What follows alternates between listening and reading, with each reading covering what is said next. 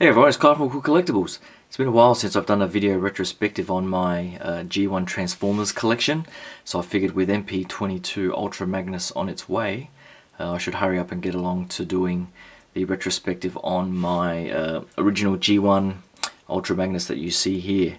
So my parents got this for me back in 1986 from Big W, and I actually thought up until recently that this was the only version of Ultra Magnus that was made, but apparently this is a running change during production, where the original actually had rubber wheels and a few other different paint applications, but the actual mold itself was based off of the one of the original Diaclone figures called Powered Convoy, which actually had a different paint application where there was a lot of greys, purples and dark blues and so on, but for the American movie and release for the toy, they I guess colored it as red, blue and white, I guess a bit more Americanized, but the original figure had rubber wheels just like the original Optimus Prime, and also had a lot of the chrome paintwork that you normally see on the fuel tanks here and on the legs here, and also you will see the head sculpt. I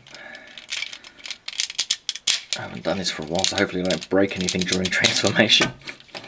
If you can see here, the head sculpt is also unpainted, but I think the original first run of the figure actually had some blue paint applications and so on here, and all of these were chromed.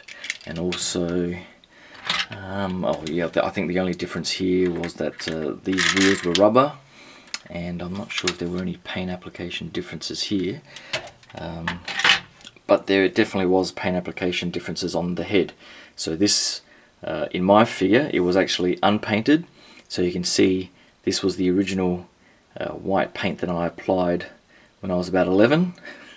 So you can see the pretty shoddy job I did, because even on the box art I think it had a white face and white antennas here, so I think I stole some of my dad's white paint and tried to mimic that, and I've kept it ever since. But I didn't actually realize at the time that there was a first production run where all of that was done for you, so I guess they cheapened out during production.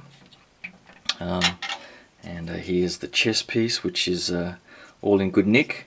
So this is probably one of the Transformers that is in best condition from my original set.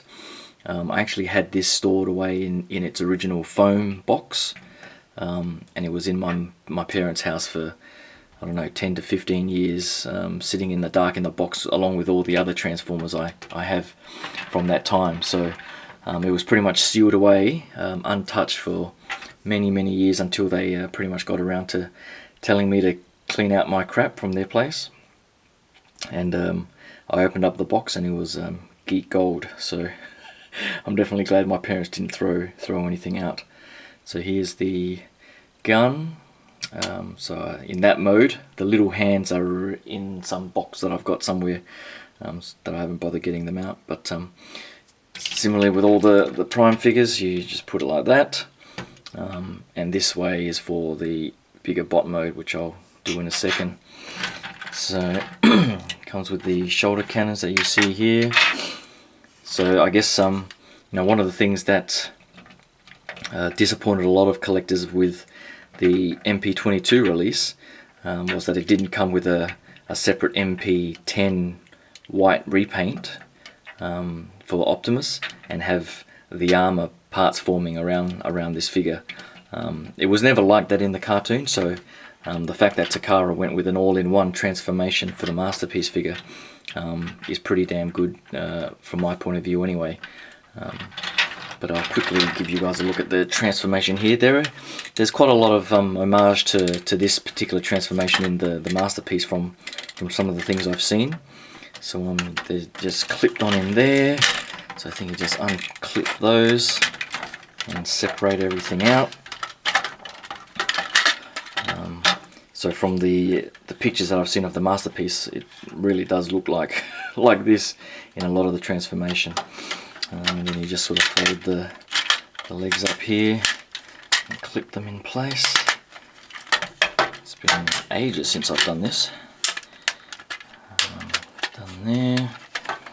And you pretty much fold these up, push these up, and clip the shoulders in. Not sure why that's not clipping in.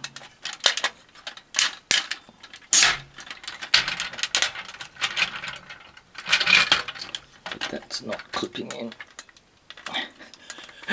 It's not clipping in, so I don't want to break anything. But you get the idea. And I think you just take that off, and that becomes his little belt piece here. So in this particular figure it goes in that direction, but I think on the masterpiece figure it's the reverse, and I think the reverse is actually cartoon accurate, so what can you do about that, I guess. And the figure, the MP10, I think retains the head, and you just do that, and then squeeze it in these slots back here, if I can do that. That holds pretty well, but and I've just been able to clip that shoulder in now. And that is pretty much his look, plus the shoulder cannons here. So as you can tell, a lot of parts forming, but in the end the bot mode is pretty much the iconic Ultra Magnus that we all love and know. So I guess the other thing they'd actually changed in the MP, these red thigh areas here were actually red on the MP, but they changed it to with an inside blue paint job to make it more cartoon accurate, and there are no paint applications to mimic these stickers or anything like that. So that's pretty much it. You then just stick these hands in, like so, and the gun goes in, and there you have it. So along with I think Omega Supreme, this is probably one of the bigger Transformers that I've got still in my collection from back in the day, and probably along with Devastator. I never got the other sort of big Transformers like Metroplex and who else was there? I can't remember their names anymore. But yeah, there were a couple of Fortress Maximus, so there were a few other really big Transformers that I never got, but do look pretty cool. So in the end, I really can't wait for Bumblebee and Ultra Magnus to arrive in the next few days, I think. So I've got the shipping notice a couple of days ago. So it's going to be awesome to have this and the new masterpiece side by side. There's probably not that much of a size difference, so it'll be interesting to see how they compare and how the technology's advanced over the last 30 years or so. So hope you guys like that quick retrospective. I hope you guys are getting in and jumping on board the MP line, because they really are the next step in Transformers for G1 at least. And hopefully in 30 years time, you know, there will be people talking about the MPs in this sort of retrospective way as well. So I hope you guys like that quick look. Hope you can click that subscribe button and stay tuned for the reviews coming up for Bumblebee and Ultra Magnus. And I'll talk to you guys soon. Thanks a lot. Cheers. Bye.